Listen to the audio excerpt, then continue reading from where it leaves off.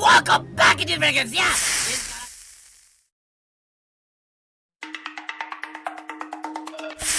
Kita semua sepakat Omnibus Law sangat menguntungkan oligarki dan pengusaha elitis. Apakah oligarki itu? Dalam arti sederhana, oligarki adalah sekelompok orang mengendalikan jalannya pemerintahan sebuah negara. Kalau plutokrasi, lain lagi. Plutokrasi adalah sekelompok orang kaya mengendalikan jalannya pemerintahan sebuah negara. Pejabat yang banyak bergantung dari sokongan orang kaya dalam mencapai jabatannya akan membuat negara ada plutokrasinya. Di Indonesia saat ini, sahabat yang lebih tahu, ada oligarki kah, ada plutokrasi kah, atau jangan-jangan ada duanya? Walau alam. Kembali ke Omnibus Law. Pendapat saya tidak menyetujui Omnibus Law akan saya jelaskan lebih rinci lagi. Selain ini produk menguntungkan oligarki dan memang Omnibus Law ini produk dari oligarki. Namun kalau saya pribadi lebih memang karena beda platform ekonominya dengan para oligarki. Ini yang kita harus detailkan. Semua sahabat yang mengikuti perjalanan informasi tulisan dan video cara cerdas bernegara yang saat ini baru sekitar 420-an informasi yang rencananya 1000 video pasti sangat mengenal bahwa saya sangat pro swasta dan swastanya pun UKM. Platform ekonomi bernegaranya beda jauh dengan cara pejabat negara saat ini juga pejabat negara sebelum ini yang memang arahnya heavy on government dalam tanda petik. Jadi ujung tombaknya adalah BUMN. Sementara platform ekonomi MMT, Modern Monetary Theory, adalah akan mengurangi peran BUMN. Jadi begini melihatnya. Kalau ada chart di depan kita, gambar chart itu dibagi dua.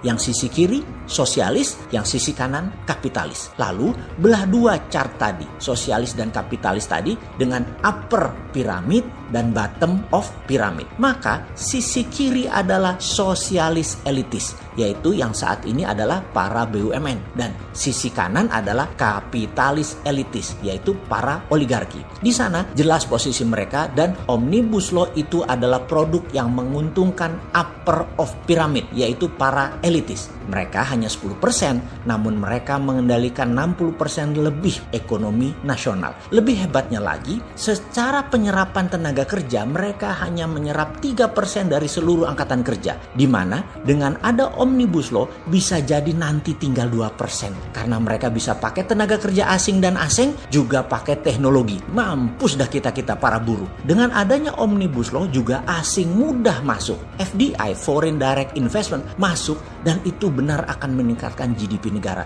Namun kesejahteraan rakyat belum tentu. Karena platform bernegara MMT tidak dukung 100% foreign direct investment, ya kita teriak-teriak karena beda kelola negaranya dan arahnya akan merugikan rakyat secara jangka panjang. Putusan saat ini kalau MMT berbeda, itu adalah counter Omnibus Law. Semua ini perlahan kita akan jelaskan sekali lagi. Kita ini anti ketergantungan asing. Kita adalah pendukung MMT. Kita ini anti elitis. Kita ini pro bottom of pyramid. Dalam chart tadi kita perhatikan sekarang posisi kita. Kita di sisi kiri sosialis bawah adalah para buruh, labor force. Di sisi kanan adalah para UKM. Jadi kapitalis yang di bawah adalah UKM di kanan bawah. Melihat posisi kita di bawah dan tujuan MMT adalah mendekatkan atau meningkatkan bottom of pyramid atau scaling up dasar piramida. Sementara jujur deh, Omnibus Law itu meninggikan oligarki dan BUMN. Meninggikan elitis, meninggalkan bottom of pyramid. Semakin tidak terjangkaulah bottom of pyramid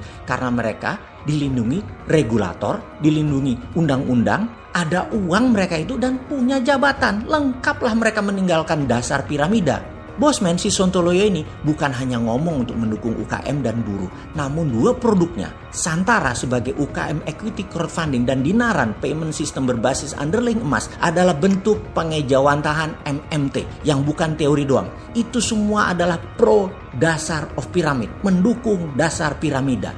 Jadi secara platform ekonomi bernegara MMT yang dianut Bosman dan kaum Sontoloyo memang meneriakkan untuk menunda atau membatalkan Omnibus Law bukan tanpa alasan atau tanpa ilmu. Ada, MMT mendemokratisasi pasar atau market dengan free trade atau pasar bebas, juga dengan fair trade, pasar berdasarkan keadilan. Omnibus Law bercita-cita menurunkan biaya produksi dengan menekan nilai buruh, di mana itulah syarat ekonomi berdasarkan peningkatan PDB ala Tiongkok yang memang bikin silau banyak pejabat negara saat ini. Harga buruh harus rendah, haknya harus dibatasi, geraknya harus dibatasi. Ini menabrak kelompok serikat pastinya.